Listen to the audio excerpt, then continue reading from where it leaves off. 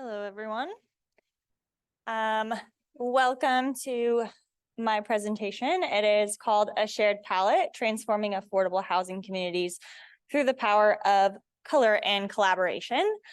My name is Jordan Shaw. I'm a communications and administrative specialist at Homes for Good Housing Agency, which is the public housing authority for Lane County.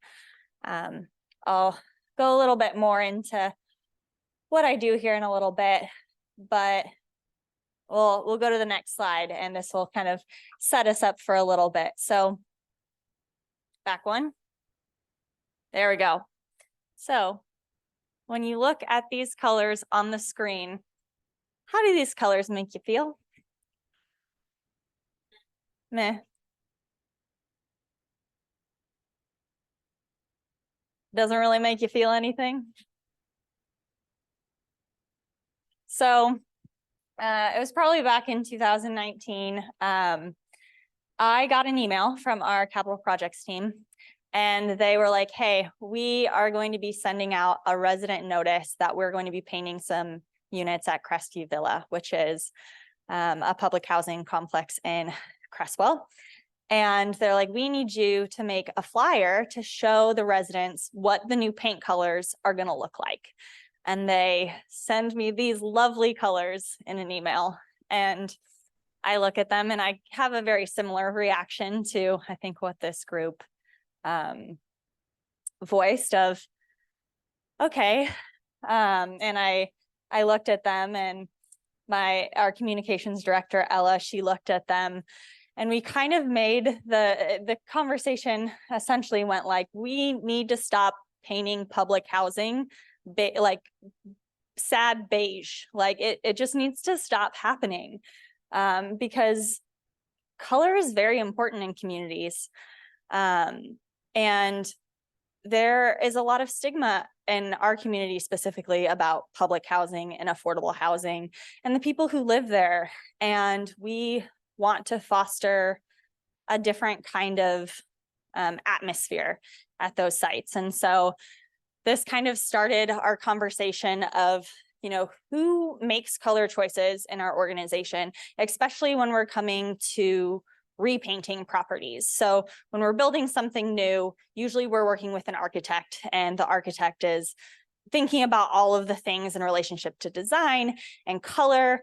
But when we turn to our public housing and our asset managed properties that are older and are going through the process of being repainted, you know, who on staff are making those decisions, and are they in the right mindset to think about it as an opportunity to refresh and revitalize the community, and how does color play into that? So that will be our frame and kind of where the situation came about for this work. So if we go to the next slide, again, my name is Jordan Shaw.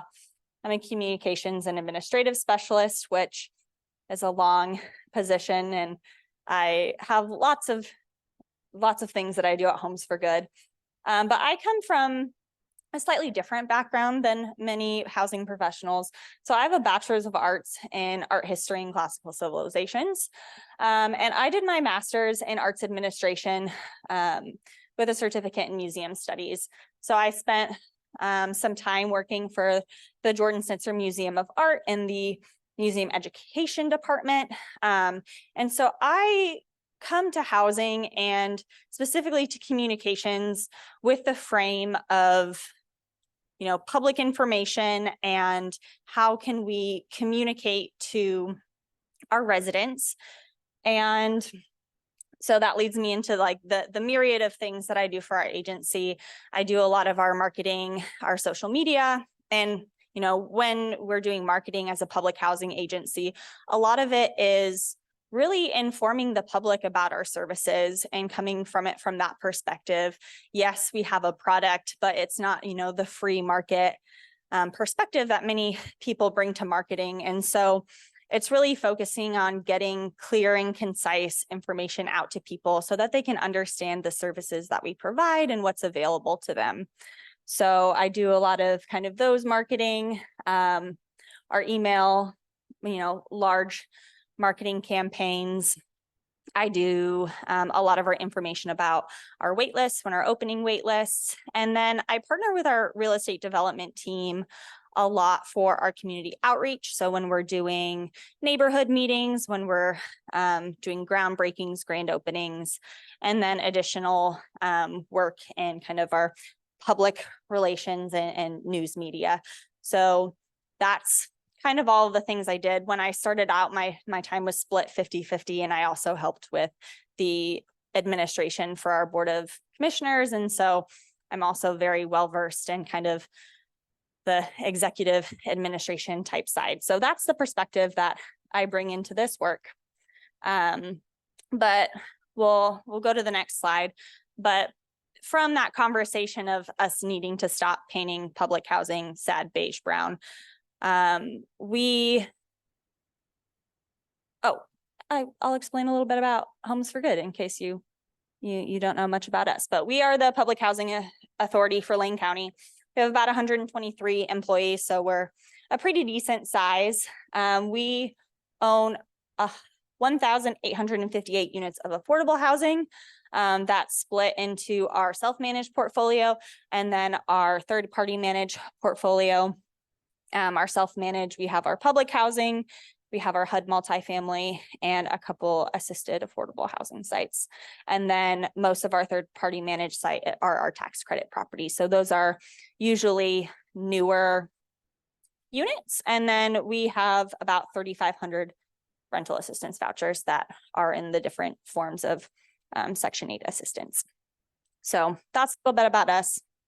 And that will bring us to the next slide about this work specifically.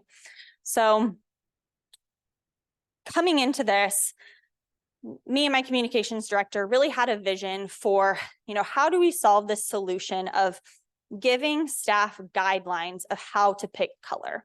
Because although we felt qualified to help select the colors, we didn't want to be the only people in the organization who felt empowered to pick the palettes and the repainting for any of our projects. Like, we wanted property management, we wanted our capital projects team to all be involved and feel empowered to select colors. And we didn't want to feel like we were taking these things away from them, or that they were like being slapped on the wrist for not picking what we would have chose. So in that, we kind of set up some guiding questions of, what is this work about? And it's really like, how do we want our residents to feel when they're on their site? What's the sense of home? And then how can colors that we select contribute to that? We have had public housing residents who have lived in our housing for over 20 years. They feel very connected to their home. And, it doesn't matter that they're rentals or they're renters, like, this is their home. They feel very connected. And a lot of them, want to be deeply invested in their community. And so the latter half of this will be, how do we get residents involved in this as well when there are residents in place? So these were kind of our guiding questions and our why. So I'll explain a little bit of how we came about our document. Next slide. So we had kind of brought our vision to our real estate development team, and they're like, okay, we will work, and we specifically said, like, we want to work with an architect on this, like someone who knows color, who will be able to help guide us. And kind of phase one was, there were 3 projects in our asset management collection that were needing to be repainted. So the real estate development team went off and they worked with Amanda D'Onofrio, who is an architect at BDA Architecture and Planning in Eugene. And they were able to take some principles of trauma-informed design, and they came up with a specific palette for these 3 sites. And this was kind of a really great first step.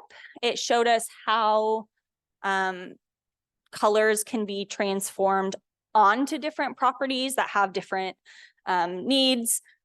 As you can see, on the far left, we have the townhomes. Those are Willa Kinsey townhomes. And then in the middle, we have Laurel Gardens, which is more of a courtyard apartment complex. And then to the rightmost, we have Jacobs Lane, which is kind of a mix. And the properties all look very similar.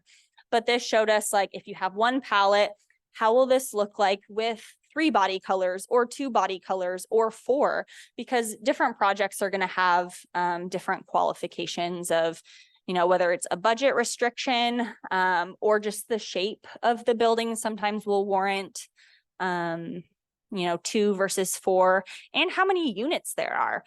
Usually with bigger unit counts, we try to have more colors to break up buildings and to have more variety. So our asset management team worked with Amanda, came up with these 3 really great, you know, versions of this palette to paint these properties.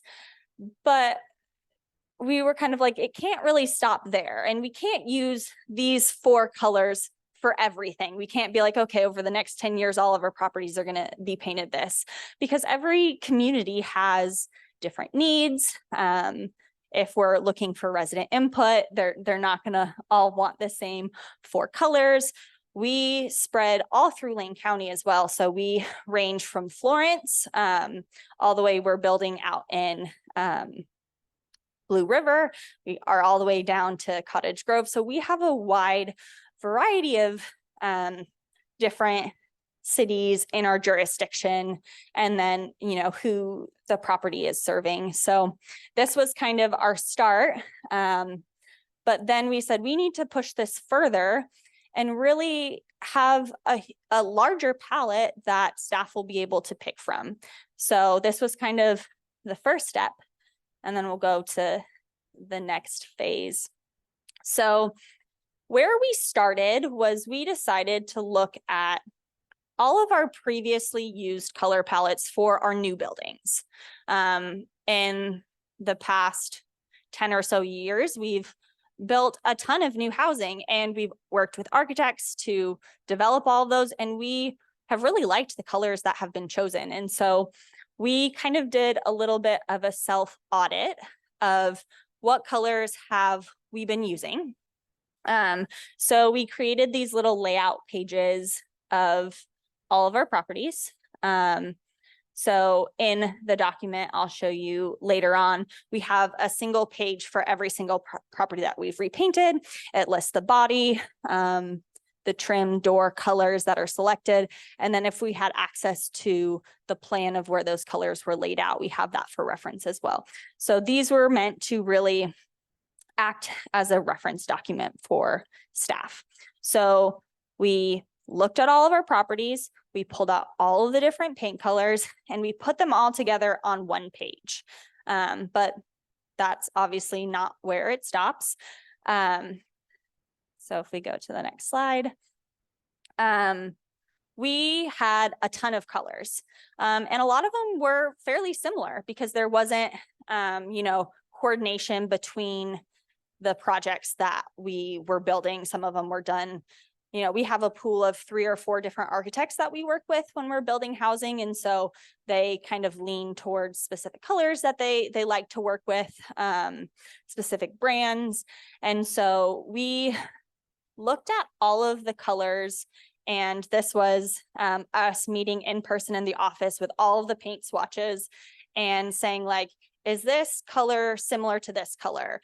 Okay, like, can this color replace this color, or are there going to be more that is needed? So we went through, and it had to be done on swatches, because when you looked at them online, like in the digital version, sometimes things looked really similar, but then when you got them in person, it had a different tone, or if you paired it with something else, it just wasn't the same. And then some of them that looked more different on the screen, when you got them in person, they were very similar. So we went through kind of the painstaking task of really deciding what we wanted, what we could eliminate, There were a couple of colors that we had worked with in the past that were being discontinued.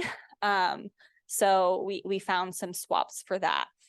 And we decided to, we have the trims on one side. So this palette on the right is what we came up with. So we have the trims, the neutrals, and then the brights. And a lot of those neutrals are from our public or our permanent supportive housing sites that have been built in the last couple of years. So a lot of them already have elements of trauma-informed design that were thought into them in that process. And so we chose to keep them separated into those neutrals and brights so that in the future, when staff are pulling from them, they'll be able to kind of have a guideline of if we're trying to pick trauma-informed colors for this specific site, maybe we need to stay towards this middle area of the colors. So we're creating the palette. We'll move to the next one. In this, because we wanted to have a reference of all of our properties, we needed to find replacements for previously used colors. So once we had kind of decided on these are the colors that we want to stick with, how do we, give someone an alternative if they really wanted to copy a palette that was already used, but we're saying don't use that color anymore. So we found alternatives for all of the colors that we were eliminating that people had used previously. And so in the document, we have them kind of outlined like this, and some of them you can't really tell a difference. And some of them there are, a larger difference. I think this one on the very right is the one that has the most stark difference between the old color and the new color that we're suggesting. But we wanted this to be part of it because it was going to be helpful for staff who needed to reference back other colors. So we'll move on again. So this is the final palette that we came up with. I have a little QR code in the side if you want to take a closer look at it, and then you could also type that little URL into it if you don't want to try to do the QR code thing. But that should bring up the document for you to look at in a little bit more detail. And, we got all the swatches out. We were really happy with it. Also, part of that process in figuring out kind of those replacements colors was to put all of the swatches of a previous painted project and switch out the color that we were suggesting as an alternative and seeing if it was cohesive as a set. So this was kind of the beginning, and we created this document and we're like, okay, well, how do we know that this document is good, if it's going to be helpful? And so we then, once we had created this palette, we went into a process of kind of checking our work to see if this was going to be a practical application for our staff to use. So go to the next slide. So we did a number of color studies, as we called them. And so our homework from one of the meetings was to find a housing complex, any housing complex that you choose, that you like the colors of. So these were the ones that we selected. We had 4 of us who were working on this, but we came up with 5 different ones we wanted to match. But we had myself, our communications director, our architect, and then we had another staff person in our real estate development team. So what we did was we found different buildings that we liked the colors of, and then it was, okay, can you find colors that match these buildings on this palette? Can you create the palette, or a very similar palette? It's obviously not going to match exactly, but can you create the same effect as something you like using these colors? And so that's what we did. And we all picked very different ones. On the very bottom right, Our architect Amanda had picked a color that had, or, we didn't really have any, natural wood type colors. And so that was her attempt of trying to match something that had more of a natural look. So this was kind of our first check, and we felt very successful in being able to use the palette to copy another building that we like the colors of. So move on to the next slide. This is a more detailed look. This was a building that I saw in Florida when I was on vacation, and I was like, I like the colors of those. So this was my attempt at, I found some pictures on Google, and then I found out that it was actually an affordable housing site. And so I came up with some different options that I felt like encompassed the vibe of this housing complex. And of course, the colors aren't exact, but I felt like this was kind of a great alternative and felt successful in being able to match these.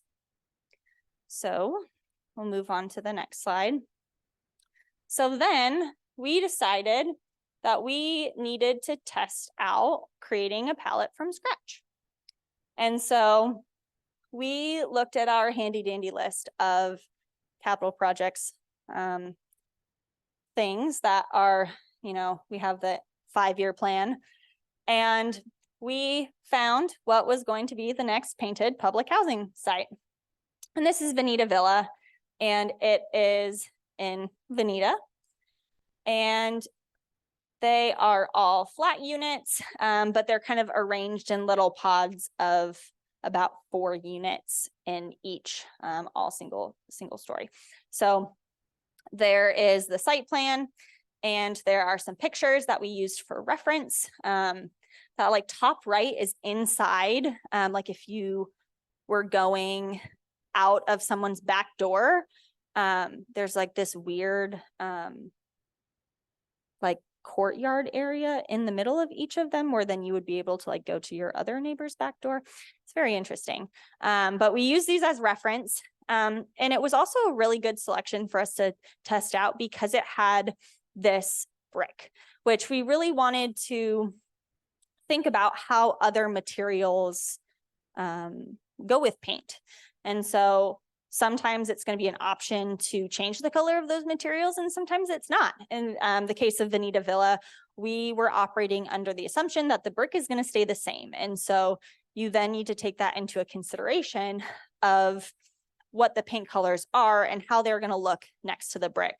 And then the same with the metal roof. We were operating under the assumption that the roof color does not change. We were later informed that the roof color could potentially change if we wanted it to. And so that's something to keep in mind. And I think that's really where kind of the collaboration between teams, having an open conversation with our capital projects team about like what is possible and what is not. So we all individually then took our second piece of homework and came up with some different palettes for Veneta Villa using the palette. So this next slide has a lot of stuff on it. But these were some of the ideas that our staff came up with. The very first one on the left is actually based on one of the reference pictures from before in that color matching activity. So it was if we used a building that we liked and we transcribed those colors onto this building, what would it look like? Also, these are my very rudimentary color visualizations that were made in Canva. So they could probably be nicer had I used Photoshop, which I do not have access to on my work computer. So this was my best attempt at helping people kind of visualize what these color palettes might look like on Veneta Villa. So we did some mock-ups. We came up with all kinds of different inspirations. The one on the right has the site plan of like all of these different buildings are going to be these different colors. So this was a fun exercise. We were able to come up with a lot of different styles that could be made out of the palette document for this community. So that was really one of the things, is we wanted to be able to come up with lots of options. So this was kind of our second step in checking our work. So what we ended up doing was we put it all together into what we called our palette and paint guide. So document, again, it's a different document, but the palette is included in this, but it's much longer, and it has a lot of different sections. We talk about the process of creating this document so that staff would be able to know what we did. And then in a second, I'll talk about this considerations for colors. And then we have the palette. And then we have pages for each of our properties that we've painted as the reference documents, as you kind of saw earlier in the presentation. So that mostly, if a staff was like, oh, I really like the blue that is at Hayden Bridge Landing, they can go to this document and they can see what color was actually used, and then they can start that in their discussion or creating a palette for a new project. So we listed all of these things, and then we also really wanted to touch on resident engagement and how we get residents involved. So that will be the last little bit that I'll talk about in relationship to this. But yeah, we put it all together. We call this an appendix to our brand plan. Over the last probably year and a half, we have been redoing our brand plan to help staff know how to implement our branding, how to use our colors. It has all kinds of guidelines. And this is kind of an extension of that, because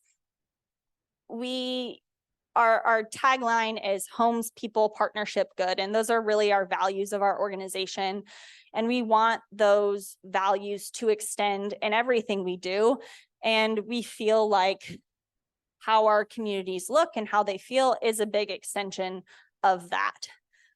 So we have it encompassed in our brand plan as kind of a second document. So I'll go to the next slide. So in this, I'll just talk about, and this might be a little bit more kind of practical, but all the things that you can consider when you're painting a community. So these are kind of to help staff get into the frame. But first, who will live there? We have a lot of different types of site. We have a lot of senior and disabled sites, but we also have a number of family sites.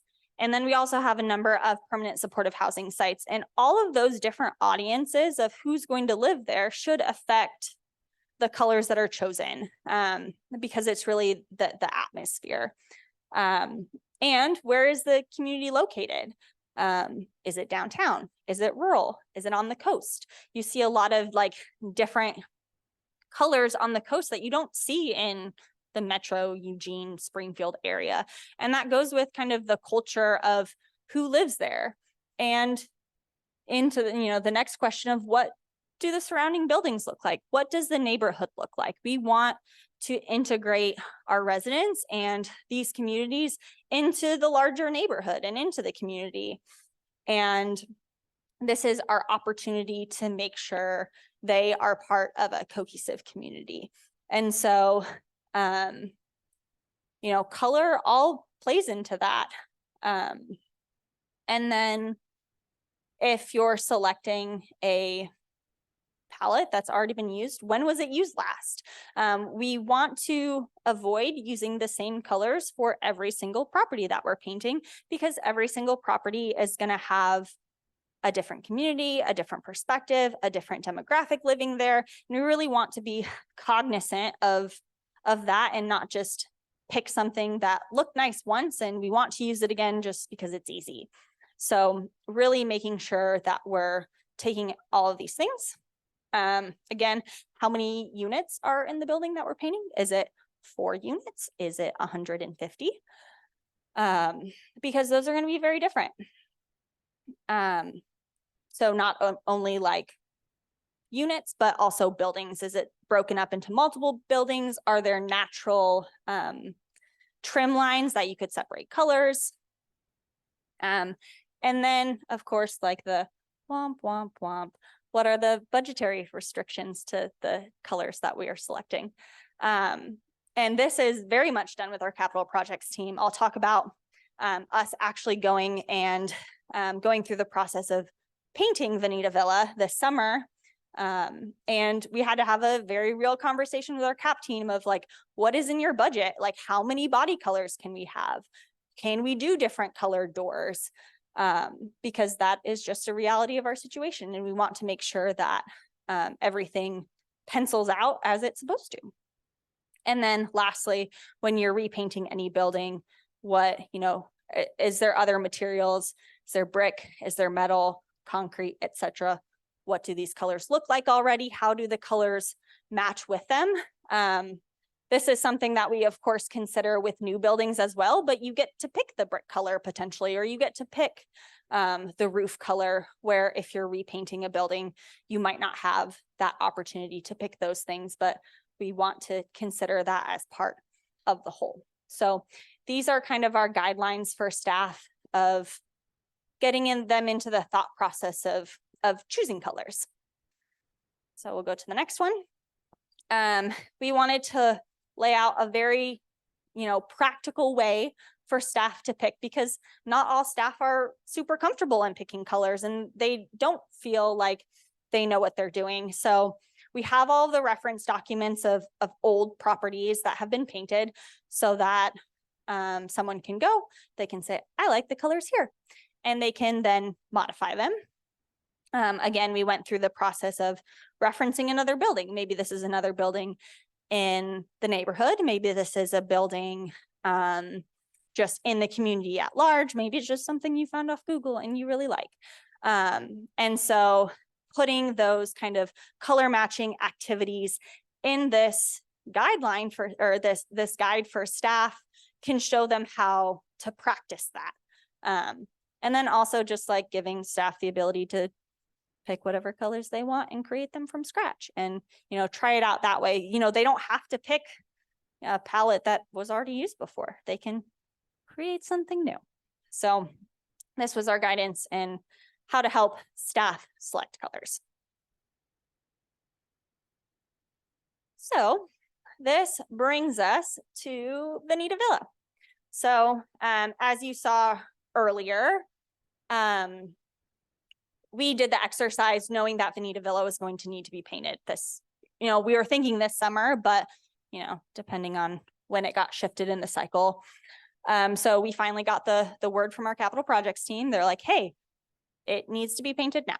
So we really wanted to use this as an opportunity for resident engagement. And so we got all the criteria from our capital projects team. And they said you can have up to this many body colors, this many trim, etc. And so we got those qualifications, and then we took the 5 different palettes that we had created for Veneta Villa, and we handed them over to our property manager for Veneta Villa. And we said, why don't you meet with your team of maintenance staff and the property manager and your APM, and why don't you select 2 that you like from these 4? Or, if you want to go crazy and create your own, you can also create your own. But we were unfortunately going under a little bit more of a tight deadline than we had wanted. Capital projects wanted the colors selected so that they could put the RFP for the painters with the specific color so they could get a more accurate bid. And so that was also one of the considerations. It's like, when in the process do these things need to be decided? And for us, we needed to do it before an RFP for painters went out. And so our property management staff selected these 2 lovely options from the ones that we had given them. And I had kind of prefaced it with this, like, we are going to give this to residents for them to pick the paint colors for their community. You need to be happy with whichever one they pick. So that is the criteria. You're not going to give someone an option that you're going to turn around and say, never mind, I don't really like that. We're not going to go with what you picked. So I said, you need to pick 2 different palettes that you are going to be happy with, no matter what the residents say. So they picked these, which were great. And this was really great because this flyer on the left was the residents' first introduction to the project. And the reason this is really great is when we have done this in the past, we have gotten a lot of resistance from residents, even though they all love when their communities get painted, because they love to see us investing in their communities. But in all reality, it's a lot of work for them. They're going to have contractors that are going to be coming to their unit.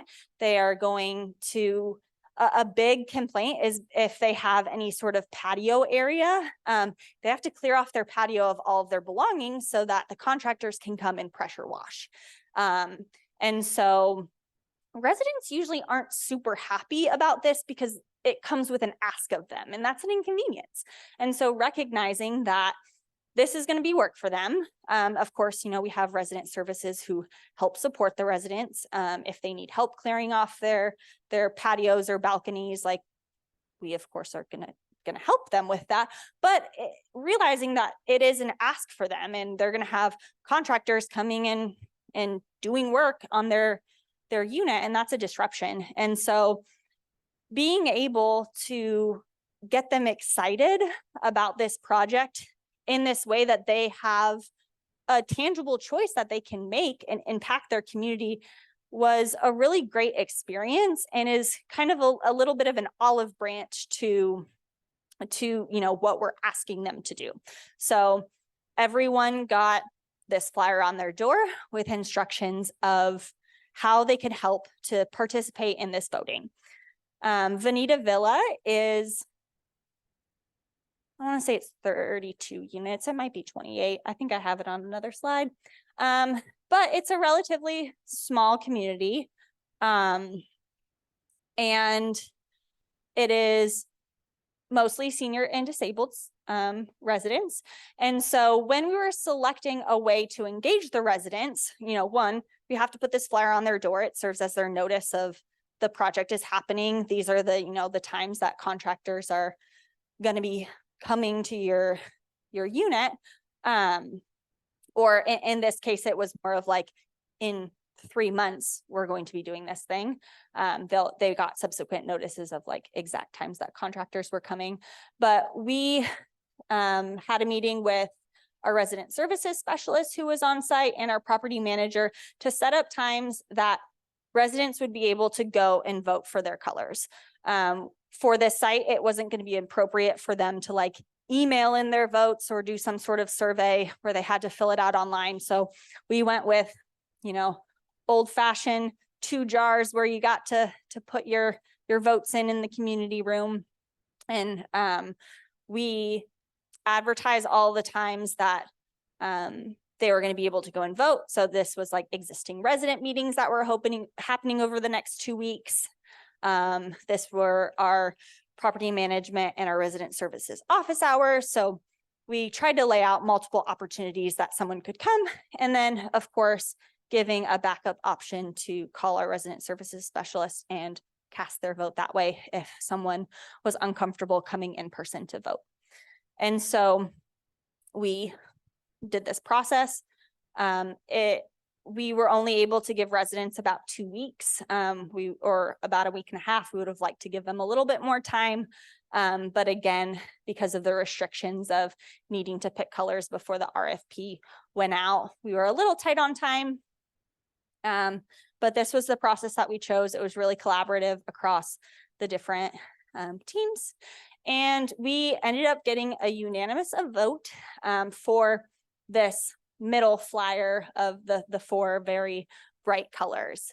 I think we had about 8 votes, which again, for a relatively small property size, was great, and that there was consensus was also great. And so we felt really good about the color decision in moving it forward with that engagement. So, and we had posted these flyers for people to see the mock-ups of what their community might look like. So let me see what the next slide looks like. So if we can go back for just a sec, I'll talk about this for just one more minute. But this was really kind of our test of how a resident engagement could look like for paint specifically. We have done resident engagements or community engagements more of for new projects, but we haven't done this type of resident engagement for existing projects. But it gives us a really great opportunity because these are the people who live there and are going to be experiencing this every day. And kind of some different considerations that might be made. We did, again, a very like manual style of voting. If your residents are more tech savvy, maybe sending out a survey might be more appropriate. Really being able to go to those resident meetings and giving residents the ability to voice their vote during existing things that they're already going to was big. And then just making sure that there's alternative modalities for people to submit. So if they prefer to call, if they prefer to email, all of those things are great considerations to how to set up a resident engagement. And we were really excited about how this turns out. And I just got the photos back of this property last Friday, and unfortunately it was past the deadline for me to put them in this presentation, but I got the pictures and my first thought was like, this looks really happy. And we've gotten a lot of positive resident responses from the color selection of them saying that they feel like the colors are really happy. We have some scattered site homes in Veneta, and those residents use the Veneta Villa community room for different community events. And we had some residents of the scattered site homes that were like, I want you to paint my house to match these, because traditionally the scattered site homes have kind of matched the same palettes as Veneta Villa because they're all kind of maintained at the same time. So I'm going to stop talking for a couple of minutes, and we are going to get into an activity to get your brain thinking a little bit about color. And so we'll do some activities, and then we'll have some time for questions. So the first activity, I have the lovely link to the palette document again, and you are going to get to try your hand at matching the colors of this building. So get out your phone or your computer, scan it, type it in, whatever you prefer. So of course, this building has 4 body colors. Should have a trim color. There's an alternate shutter color if you can see that. So the trim and color, or I think the trim and shutter number 1 match. Maybe you disagree with me. And then, yeah, the second shutter color. So take a couple of minutes on your own to look through the colors, see if you can match what are on the screen. Try to do it individually. And then in a minute or a couple of minutes, I'll give you some time. And then we'll talk to your neighbors at your table. So go.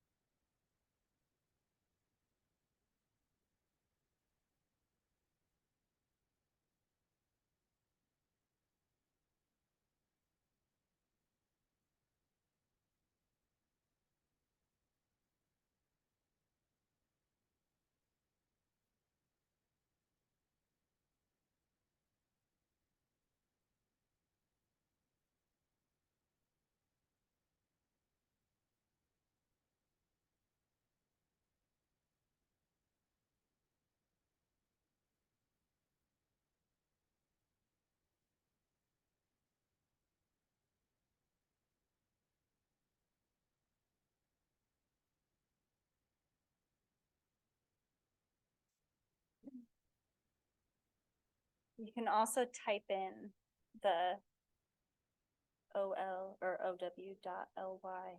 All those things also bring you to the same thing.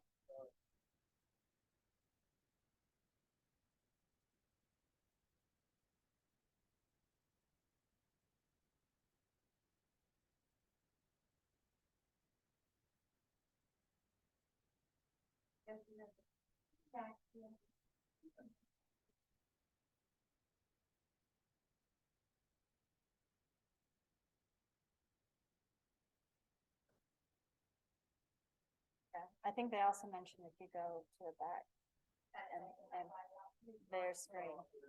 Yeah.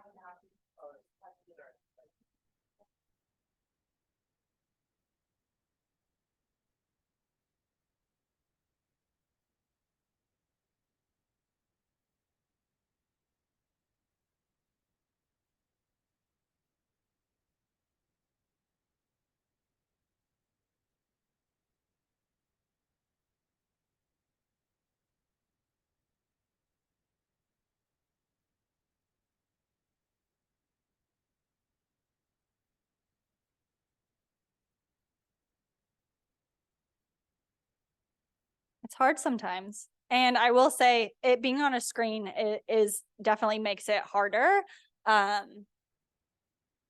One of the things we cover in the guide is like when you are selecting your colors, you should always look at the swatches before you finalize them because they're going to look different on a screen. And I know that's the assignment right now, but colors look different in swatches. And also like don't skip the drawdown process. Like make sure you do the drawdowns on the actual building before you paint the whole building.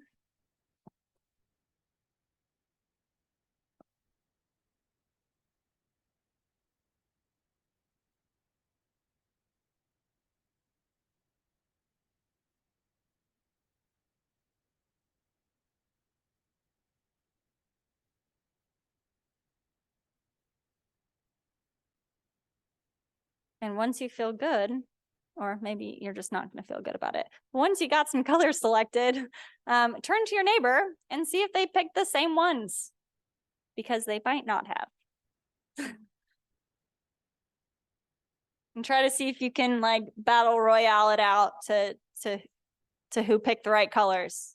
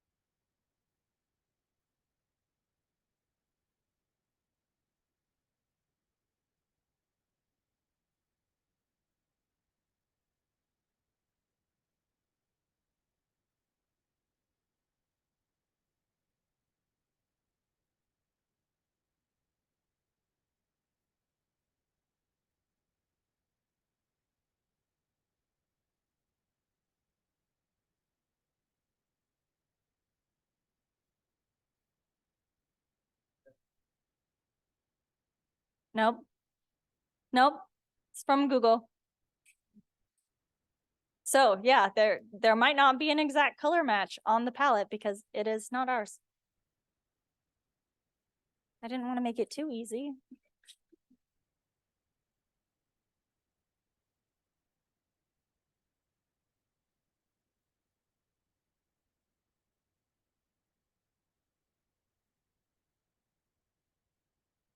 How do we feel? Did we pick some colors? Do we feel like we accomplished it? No, it's pretty hard sometimes.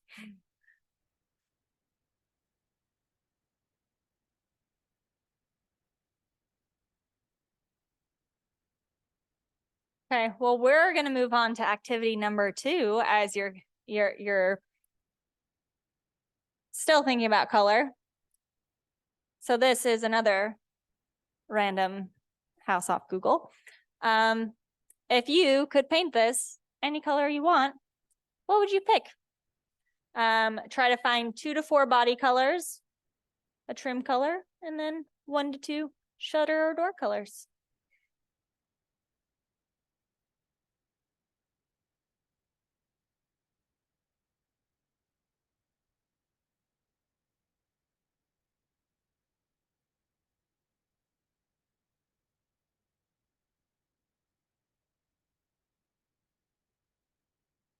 And if it helps you, you can just like make up a population of who's going to live here, if that's helpful.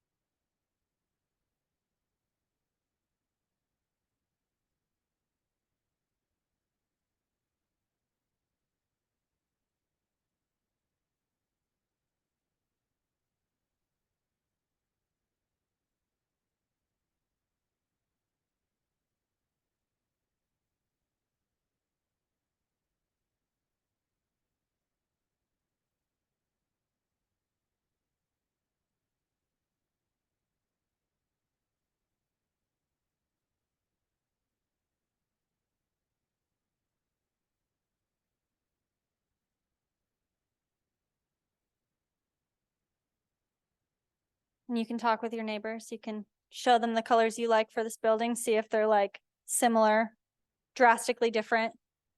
That's the fun thing about this exercise. No one's wrong.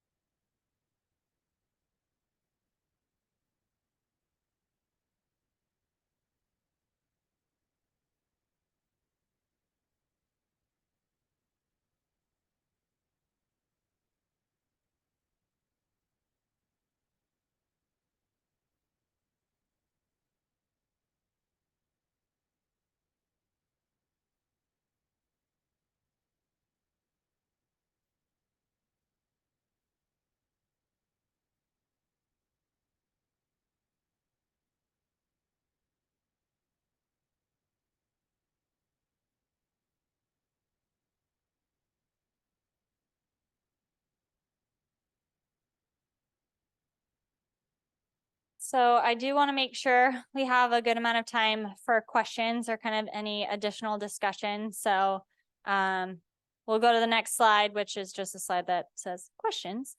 And I'll let anyone who has any additional questions ask away. I did want to mention, I know a lot of this context was in repainting existing projects, and One of the things we also wanted to accomplish with this palette was to have something to turn over to our architects when they're working on a new project, because we do work with 3 or 4 different architects.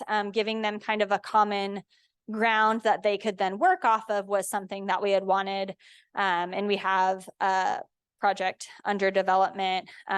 We worked with BDA to make this palette, and this next one is working with Pivot. And I know that our project developer did hand over this and was like, hey, when you're thinking about color, like pick colors, but pick it from this palette. And they did appreciate having kind of that common thing to start from, and maybe not all architects would agree, but that was part of our intention and kind of the cohesiveness of our portfolio and our properties. So I'll mention that part and open it up to questions.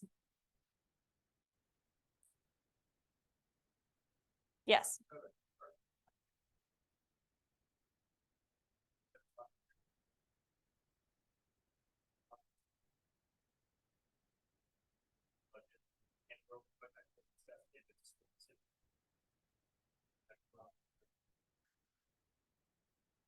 Yeah, we did not do actual drawdowns. I think that'd be something really great to add to the process, even if they weren't physically on the building. If we even just had panels to bring to the property, I think that's a great idea. No, we did not do that, but I think it'll be something that we consider for future engagements.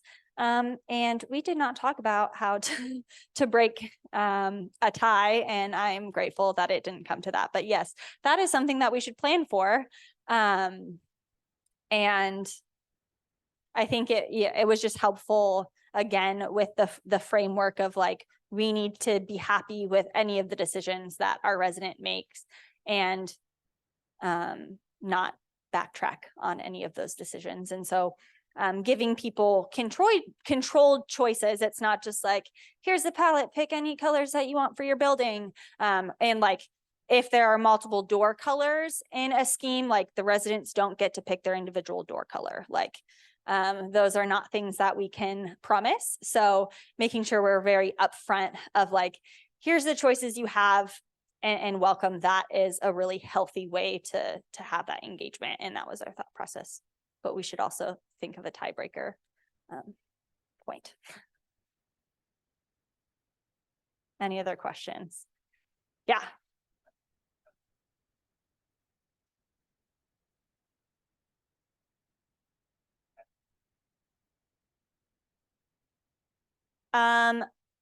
Yes, this is the first time that we have implemented this process. So it is still new. We released it to staff at the beginning of the summer. So staff are still familiarizing themselves with the document, with the process, and we hope to make amendments to it as we learn so that we can continue to add on to this. We'll add pages in when we paint more properties so that staff has it as a reference. So it's not meant to just be like, this is done and we're never working on it again. So it was like painted 2 weeks ago. So we have not gotten extensive feedback from staff or from residents about this process. And so not quite yet. We have gotten feedback, and we've done different forms of engagements that weren't paint related before. One thing that I can think of particularly was we had an affordable housing project that was being built, and it used to just be a field, and 2-story units were being built, and we had homeowner neighbors who were really concerned about the second stories being able to see into their backyards. And the architects worked with how to minimize that as much as possible. But one of the things that we extended to those homeowners was we were going to do trees that lined the fence line, and the homeowners got to pick the type of tree that was going to line their fence line. And so they had like, I don't know, 3 or 4 tree choices, and they got to pick the one that they would be seeing in their backyard across the fence. And so we've gotten really positive reactions from both just residents of the community and our residents when we're able to give them some sort of impactful controlled choice. And especially in Eugene, when there's a lot of kind of NIMBYism, the communities really do appreciate those type of things, because I think they recognize that we're trying, and they see that. So yes.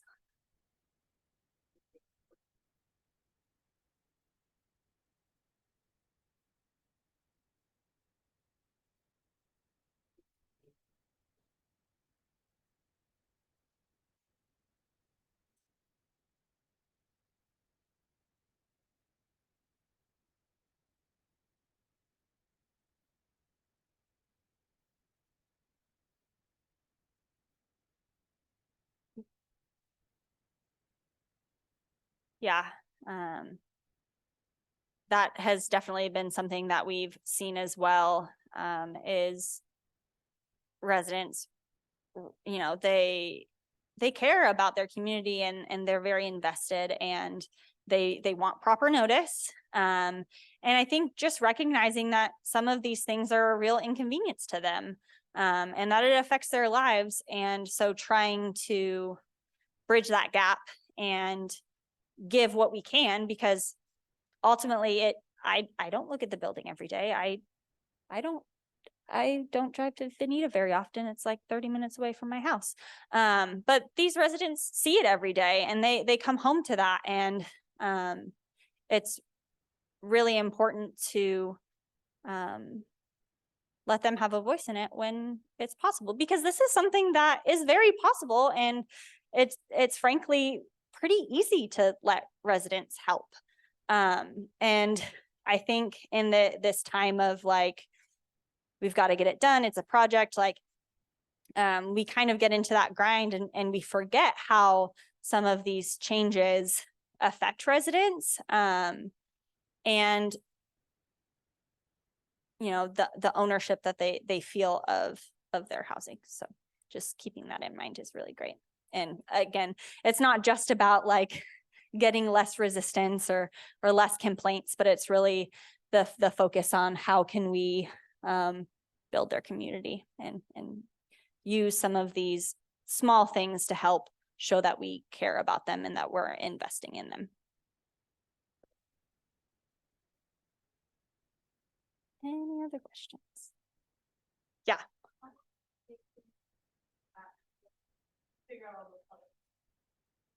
Yes, so I'm thinking we probably started the process in December of last year, and it probably took us about 6 months. We had Amanda, the architect, come into our office so we probably did 1 to 2 meetings a month for 6 months, I would say. It was probably 10 or so meetings. They were fairly short meetings, and then we kind of go off and do some of our homework.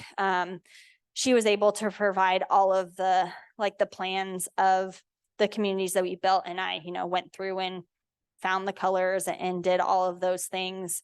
We weren't really sure in that process of like, did we need to like make them all one brand of paint, or find alternatives for, you know, if you're using this brand versus this brand. And we kind of got the guidance of most brands of paint can color match if you give them a color. And so we didn't have that aspect to work in, but yeah, the whole process probably took about 6 months, I would say.